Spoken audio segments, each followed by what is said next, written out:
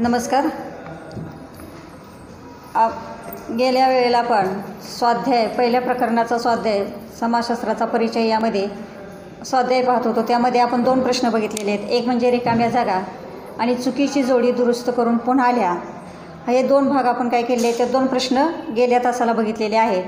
त्यानंतर आजच्या तासाला मात्र ज्यांच्याकडं पुस्तकं असतील त्यांनी पुस्तकं वरती काढून ठेवली तरी चालतील, कारण पुस्तकाच्या पाठीमागं या ठिकाणी प्रकरण संपले की त्या ठिकाणी स्वाध्याय आहे. ते स्वाध्याय बघितलं की मी जे सांगते ते तुमच्या लगेच काय होईल तर लक्षात येईल. त्यासाठी काय करा तर वरती पुस्तकं काढून ठेवा आणि नंतर लेक्चर काय करा तर ऐका. आता या ठिकाणी आपल्याला तिसरा त्यामध्ये प्रश्न आहे. एकाच मार्काचा प्रश्न आहे. हे किती मार्काचे प्रश्न आहेत तर 1 मार्काचा. तो प्रश्न असा आहे, प्रत्येक विधान वाचा आणि चौकटीत दिलेल्या योग्य संज्ञा ओळखून लिहा. आता या ठिकाणी काय तर ही मी चौकट केलेली आहे. त्या चौकटीतले काय करायचे तर वाचायचे शब्द आणि योग्य संज्ञा खाली 2 वाक्य दिलेले आहेत, त्यामध्ये काय करायचे तर भरायचे आहेत. प्रथम काय तर या चौकटीमध्ये 2-3 शब्द आहेत. एक म्हणजे कारखाना उत्पादन पद्धत, दुसरा या ठिकाणी सरंजाईशाहीचा अंत आणि तिसरा स्थलांतर. त्यामध्ये संज्ञा नेमकी कोणत्या वाक्याची काय करायची आहे तर लिहायची आहे. चौकटीत दिलेले आपण प्रथम शब्द वाचलेले आहेत. त्यानंतर खालची 2 वाक्य बघा. औद्योगिक क्रांतीत झालेली या ठिकाणी उत्पादन पद्धत, निर्माण झालेली उत्पादन पद्धत आणि त्यानंतर औद्योगिक क्रांतीचा परिणाम कोणत्या या ठिकाणी 2 शब्द या ठिकाणी येणार आहेत. ते 2 शब्द कोणते आहेत. आता औद्योगिक क्रांतीत निर्माण झालेली उत्पादन पद्धत, औद्योगिक क्रांतीमध्ये निर्माण झालेली उत्पादन पद्धत असं नाही तर औद्योगिक क्रांतीमध्ये कधीही कोणत्याही पद्धतीमध्ये या ठिकाणी उत्पादन निघत नाही, तर त्यामध्ये कारखाना उत्पादन पद्धत या ठिकाणी काय तर कारखाना उत्पादन पद्धत हे पहिल्या वाक्याचं उत्तर आहे. आणि ही संज्ञा आपण काय केली आहे तर सोडवलेली आहे. त्यामध्ये या ठिकाणी औद्योगिक क्रांतीत निर्माण झालेली उत्पादन पद्धत ही कारखाना उत्पादन पद्धती आहे. हे त्याचं काय आहे तर उत्तर आहे. 2 या ठिकाणी वाक्य काय आहे तर औद्योगिक क्रांतीचा परिणाम, औद्योगिक क्रांतीचा परिणाम. त्यामध्ये दुसरं जे उत्तर आहे ते या ठिकाणी काय आहे तर स्थलांतर, हे त्याचं काय आहे तर उत्तर आहे. अशा पद्धतीनं आपल्याला या प्रश्न सोडवायचे आहेत. याला मात्र काय तर 1 मार्क, यालाही काय तर 1 मार्क आहे. या ठिकाणी ज्यावेळेला तुम्ही चौकटीतले शब्द वाचाल त्यावेळेला खालच्या वाक्यामध्ये ती संज्ञा काय करायची आहे तर उत्तरासहित पूर्ण करायचे आहेत. आता त्यानंतर दुसरं एक उदाहरण मी देते. हे फळ्यावर काय केलेलं आहे तर लिहिलेलं आहे. तुमच्यासाठी उदाहरण समजण्यासाठी लिहिलेलं आहे. वरती या ठिकाणी प्रश्न काय तर प्रत्येक विधान वाचा आणि चौकटीत दिलेले योग्य संज्ञा ओळखून काय करा तर पुन्हा लिहा, असा प्रश्न असणार आहे. त्यानंतर दुसरं एक उदाहरण बघा की या ठिकाणी चौकटीतले शब्द काय आहेत बघा. या ठिकाणी डायस्पोरा अभ्यास आणि दुसरा शब्द जो आहे द पॉझिटिव्ह फिलॉसॉफी आणि तिसरा शब्द आहे तो सैद्धांतिक विज्ञान असा शब्द आहे. परत एकदा बघा की या ठिकाणी डायस्पोरा अभ्यास, द पॉझिटिव्ह फिलॉसॉफी आणि तिसरा शब्द सैद्धांतिक विज्ञान असे 3 शब्द काय केले तर चौकटीमध्ये दिलेले आहेत. ते आपल्याला खालील वाक्यामध्ये भरायचे आहेत किंवा संज्ञा काय करायचे तर सोडवायचे आहेत. कॉन्टने समाजशास्त्रीय संज्ञा प्रथम या ग्रंथात वापरली. कोणत्या ग्रंथामध्ये वापरली तर या ठिकाणी मी लेक्चरमध्ये सांगितलेले आहे द पॉझिटिव्ह फिलॉसॉफी या ठिकाणी ह्या ग्रंथामध्ये काय केले तर वापरलेली आहे. त्यानंतर या ठिकाणी समाजशास्त्राचा जनकही म्हणतात त्यांना, ऑगस्ट कॉन्ट, पण द पॉझिटिव्ह ही फिलॉसॉफी ही संज्ञा त्यांनी काय केलेली आहे तर या ग्रंथामध्ये प्रथम म्हणजे सुरुवातीलाच काय केलेली आहे तर वापरलेली आहे. त्यानंतर दुसरा जो शब्द आहे वाक्य आहे समाजशास्त्रीय सिद्धांताचा विकास करणं हे समाजशास्त्रात महत्त्वाचे असते. समाजशास्त्रीय सिद्धांत काय करणं, विकास करणं हे कुणाला महत्त्वाचे असते तर यामध्ये उत्तर काय तर सैद्धांतिक विज्ञानामध्ये हे महत्त्वाचं आहे की समाजशास्त्राचा विकास करणं हे फक्त त्या संज्ञेलाच काय करतं तर शक्य होतं. त्यानंतर या ठिकाणी अशा पद्धतीनं आपण 4 उदाहरणं देऊन या ठिकाणी हा प्रश्न पाहिलेला आहे. त्यानंतर जो दुसरा प्रश्न आहे तो दुसरा प्रश्न काय आहे तो बघा, तोही 1 मार्काला आहे.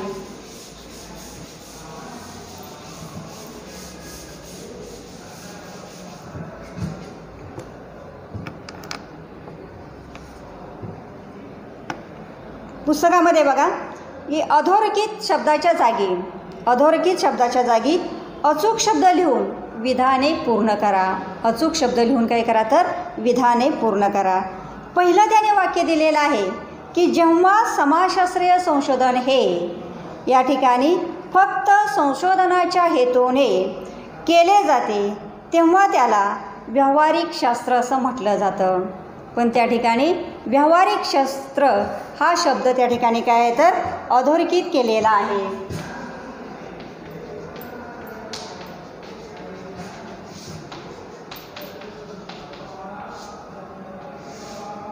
अशी या ठिकाणी रेष असणार आहे. त्यामध्ये काय तर व्यावहारिक शास्त्र त्याऐवजी या ठिकाणी शब्द कोणता येणार आहे तर जेव्हा समाजशास्त्रीय संशोधन हे फक्त संशोधनाच्या हेतूने केले जाते तेव्हा त्याला सैद्धांतिक शास्त्र असं म्हटलं जातं. या ठिकाणी शब्द कोणता येणार आहे तर हा जाऊन सैद्धांतिक शास्त्र.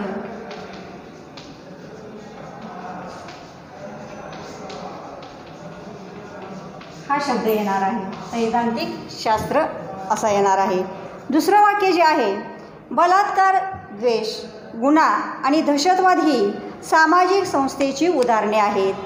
त्यामध्ये सामाजिक संस्थेची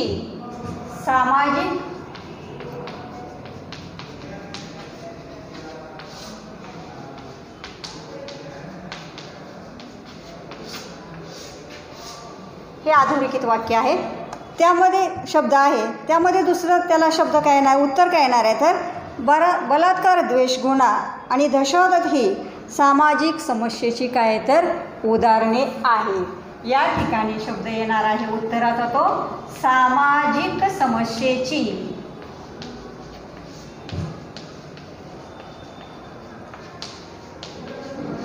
असा येणार आहे शब्द आणि त्यामुळं हाही प्रश्न. त्यानंतर पुढचा जो प्रश्न आहे तो फ्रेंच राज्यक्रांतीचा कालखंड हा वैज्ञानिक कालखंड साक्षीदार होता. त्यामध्ये फ्रेंच राज्यक्रांतीचा कालखंड हे अधोरेखित केलेलं आहे. त्यामध्ये उत्तर काय तर प्रबोधनाचा कालखंड तिथं उत्तर पाहिजे. काय पाहिजे प्रबोधनाचा कालखंड हा वैज्ञानिक क्रांतीचा साक्षीदार होता. चौथं वाक्य आहे फ्रेंच समाजामध्ये निर्माण झालेल्या अवस्थांचा या ठिकाणी या काळातल्या राज्यकर्ते अस्वस्थ झाले. त्यामध्ये शब्द काय भरायचा आहे तर विचारवंत हे अस्वस्थ झाले. संघ पद्धती म्हणजेच 19व्या शतकात प्रचलित असलेली उत्पादन पद्धत कोणती. त्यामध्ये प्रचलित असलेली उत्पादन पद्धत जी आहे ती या ठिकाणी 13व्या शतकातली आहे. अशा पद्धतीनं हाही प्रश्न काय केलेला आहे तर एका मार्कालाच काय केलेलं आहे तर विचारलेला आहे. यामधले या ठिकाणी 2 ते 3 विधाने दिले जातात. त्यामध्ये अधोरेखित जो शब्द आहे तो शब्द काढून त्या ठिकाणी दुसरा शब्द घालून या ठिकाणी उत्तराचा शब्द घालून ते वाक्य तुम्ही काय करायचं आहे तर पूर्ण करायचं आहे. त्यानंतर या ठिकाणी जो पुढचा प्रश्न आहे दिलेल्या संकल्पनेचे योग्य उदाहरण लिहा व तुमच्या उत्तराचे काय करा तर समर्थन करा असं सांगितलेलं आहे. आता या ठिकाणी समाजशास्त्राचे अनुभवाधिष्ठित स्वरूप काय आहे. पहिल्यांदा डायस्पोरा अध्ययन हे समाजशास्त्राचे अनुभवाधिष्ठित काय आहे तर उदाहरण आहे किंवा स्वरूप आहे. एक म्हणजे काय तर समर्थन करायचं आहे. या वाक्याचं काय करायचं आहे तर समर्थन करायचं आहे. या विषयात प्रामुख्याने स्थलांतर आणि त्याचे मानवी जीवनावर होणारे परिणाम काय आहेत. यामध्ये समर्थन करणं म्हणजे काय तर या विषयात प्रामुख्याने स्थलांतर आणि त्यांचे मानवी जीवनावर होणारे परिणाम काय आहेत याचा अभ्यास आपल्याला काय करायचा आहे तर या ठिकाणी करायचा आहे. त्यानंतर 2 स्थलांतर करणाऱ्या लोकांच्या जीवनात सांस्कृतिक बदल घडवून येतात.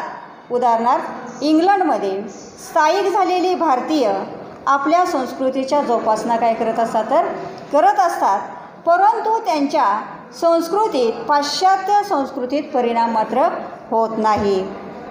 नीट परत एक बघा स्थलांतर करणाऱ्या लोकांच्या जीवनात सांस्कृतिक बदल घडून येत असतो. कारण काय तर उदाहरणार्थ इंग्लंडमध्ये झालेले स्थायिक त्याचबरोबर भारतातील आपल्या संस्कृतीची जोपासना काय करत असतात तर ते लोक करत असतात परंतु त्यांच्या संस्कृतीत पाश्चात्य संस्कृतीचा परिणाम होत असतो.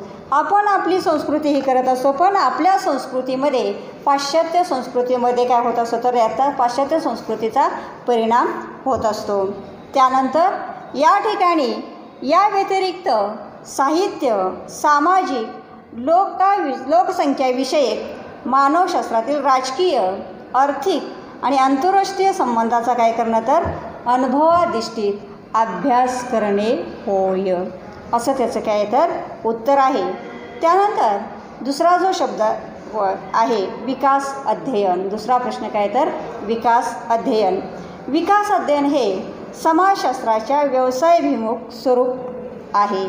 समर्थन त्याचं काय केलेलं आहे, हे एक व्यावसायिक क्षेत्र आहे, म्हणून विकास अध्ययनाला खूप महत्त्व आणि वाव दिलेला आहे. या ठिकाणी विकास अध्ययन म्हणजेच काय तर विकासाचं क्षेत्र असं म्हटलं जातं. त्यामध्ये त्यांनी काय केलं आहे तर समाजशास्त्रामध्ये हे क्षेत्र असून त्यामध्ये विकास अध्ययनाला काय केलं आहे तर जे या ठिकाणी विकासाचं अध्ययन आहे याला काय केलेलं आहे तर या ठिकाणी प्रमाणापेक्षा जास्त महत्त्व दिलेलं आहे. हे ह्या वाक्याचं समर्थन आहे.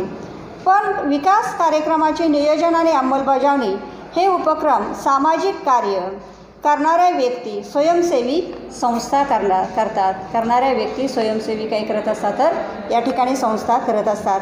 याचं अध्ययन किंवा सामाजिक कार्य किंवा त्याची अंमलबजावणी, काही उपक्रम राबवणं याचं काय करत असतात तर या संस्था नियोजन करत असतात. त्यानंतर उद्योगधंद्याच्या सामाजिक उत्तरदायित्व हे तत्त्व आज सर्व उद्योग समूहाने स्वीकारलेलं आहे. यामध्ये काय तर त्यांच्या सामाजिक कार्याच्या उपक्रमामध्ये समाजसेवकांना सहभागी करून घेतलेलं आहे. त्यांचं जे उद्योगाचं सामाजिक कार्य आहे यामध्ये काय केलं आहे तर समाजसेवकांना काय केलेलं आहे तर या ठिकाणी सहभागी करून घेतलेलं आहे. कारण काय तर म्हणजे समाजकार्य करण्याची व्यावसायिक संधी त्यांना उपलब्ध होत असते. आणि त्यानंतर असे प्रशिक्षित समाजसेवक काही वर्षाच्या अनुभवानंतर त्यांच्या स्वतःच्या स्वयंसेवी संस्था स्थापन करतात.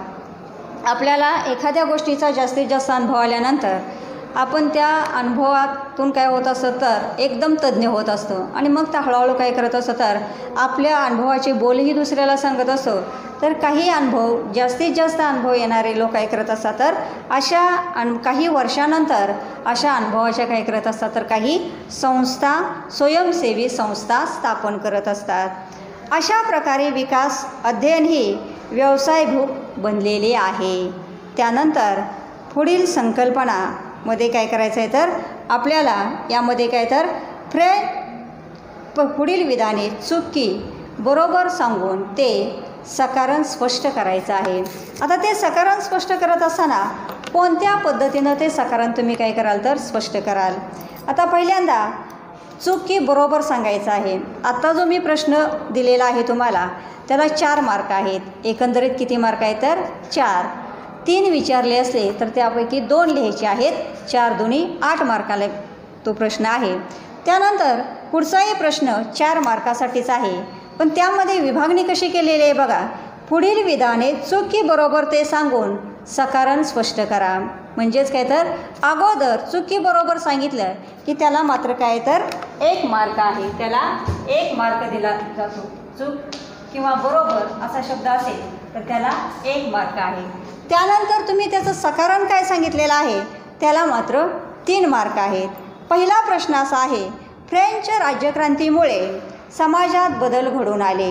हे वाक्य बरोबर आहे, कारण फ्रेंच राज्यक्रांतीमुळंच समाजामध्ये काय झालेले आहे तर अनेक बदल घडून आलेले आहेत.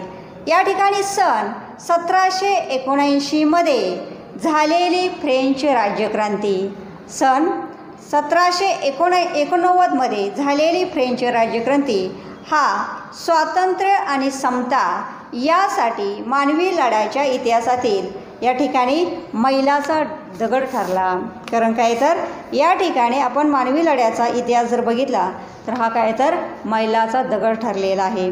हे वाक्य बरोबर आहे. त्यानंतर त्याचं दुसरं सकारण कारण काय आहे, फ्रेंच राज्यक्रांतीमुळे श्रमशाही समाजव्यवस्थेचा अंत होऊन नवीन समाजव्यवस्था अस्तित्वात आली. नवीन समाजव्यवस्था आणते. फ्रेंच राज्यक्रांतीमुळे सरंजाईशाही जी होती या ठिकाणी त्यांच्याकडे जी मक्तेदारी होती ती मात्र समाजव्यवस्थेमध्ये काय झालेलं आहे तर त्याचा अंत झालेला आहे आणि त्या ठिकाणी फ्रेंच राज्यक्रांती आली. त्यानंतर दुसरा स्वातंत्र्य, समता, बंधुत्व आणि तत्त्वांचा उद्घोष करण्यात आला.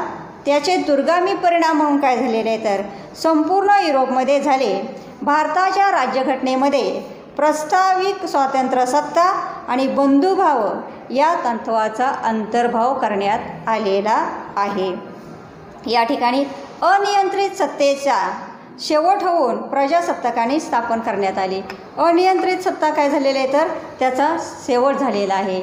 एखाद्या घटनेवर किंवा एखाद्या गोष्टीवर जर अनियंत्रण असेल तर त्याचा अंत होणं आवश्यक आहे. तो अंत झालेला आहे आणि प्रजासत्ताकाची काय झालेली आहे तर स्थापना झालेली आहे. त्यानंतर दुसरं जे विधान आहे, दुसरा प्रश्न आहे, नैसर्गिक भौतिक शास्त्रातील प्रगतीचा प्रभाव एक विद्याशाखा म्हणून समाजशास्त्रावर झालेला आहे. हे उदाहरण बरोबर आहे. हे विधान काय तर बरोबर आहे. पण प्रबोधनाच्या काळात बुद्धी प्रमाणवादी विचारवंतांना युरोपात वैज्ञानिक क्रांती त्यांनी घडवून आणली. त्यानंतर समाजशास्त्रात या विद्याशाखेचा उदय हा शास्त्रीय शोध आणि विवेकवादी विचारसरणीचा प्रत्यक्ष परिणाम आहे असे समजले जाते. त्यानंतर सुरुवातीच्या काळातील समाजशास्त्रज्ञांनी असे आग्रही प्रतिपादन केले होते की भौतिकशास्त्राप्रमाणे समाजशास्त्राची मांडणी करण्यात आलेली आहे. जशी आपण भौतिकशास्त्राची मांडणी केलेली आहे तशी समाजशास्त्राची सुद्धा काय केलेली आहे तर मांडणी केलेली आहे.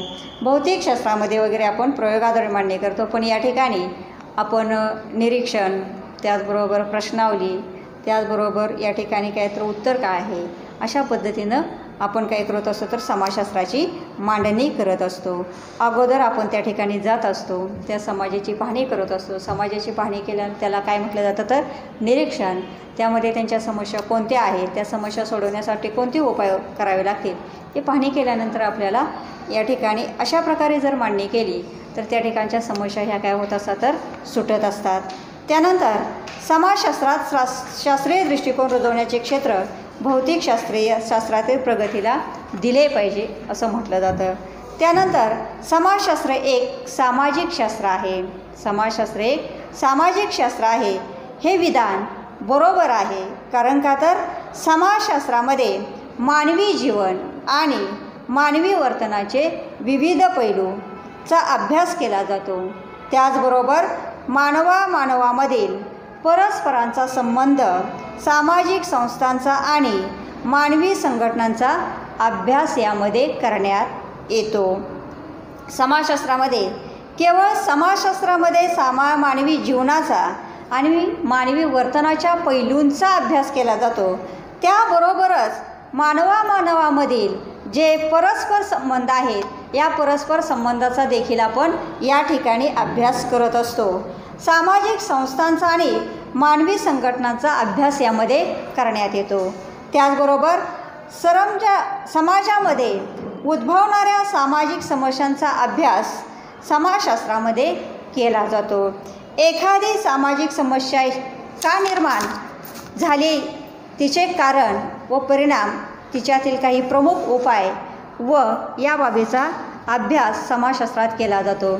एखाद्याची उणीव आपल्याला का भासते, एखाद्या समाजामध्ये गेलं तर काही वेळेला आपण समाजाची पाहणी करत असताना किंवा त्या ठिकाणी निरीक्षण करत असताना किंवा आपण त्यामध्ये गेल्यानंतर आपल्याला बऱ्याचशाच गोष्टी काही कमतरता वाटत असते. मग त्या उणीवा नेमक्या कोणत्या आहेत, त्या उणीवा काय करणं तर शोधून काढणं आणि त्याच्यावर उपाय करणं. मग त्या जर उणीवा असतील तर त्याच्यावर त्याचे परिणाम काय होतील, त्या परिणामांचे परत या ठिकाणी दुर्गामी परिणाम काय होतील, मग त्यासाठी आपण उपाय कोणते शोधायचे हे शोधणं आपल्याला अतिशय महत्त्वाचं आहे. त्यासाठी तिच्यावर काही प्रमुख उपाय या बाबींचा समाजशास्त्रात अभ्यास केला जातो आणि हा अभ्यास समाजशास्त्रामध्ये सामाजिक दृष्टीनं केला जातो. त्यानंतर समाजशास्त्रामध्ये सर्वसामान्य स्वरूपाचे काही सिद्धांत आढळतात. ते सिद्धांत असे असतात की समाजात उत्क्रांतीचा सिद्धांत, क्षेत्रीय सिद्धांत, समाजव्यवस्थेचा सिद्धांत, नोकरशाहीचा सिद्धांत, क्रियेचा सिद्धांत, समाजाच्या 3 अवस्थेमध्ये सिद्धांत मांडलेले आहेत. पहिला सिद्धांत काय तर समाजाच्या उत्क्रांतीचा सिद्धांत, दुसरा सेंद्रिय सिद्धांत, समाजव्यवस्थेचा दुसरा सिद्धांत आहे, आणि तिसरा जो आहे नोकरशाहीचा सिद्धांत, क्रियेचा सिद्धांत.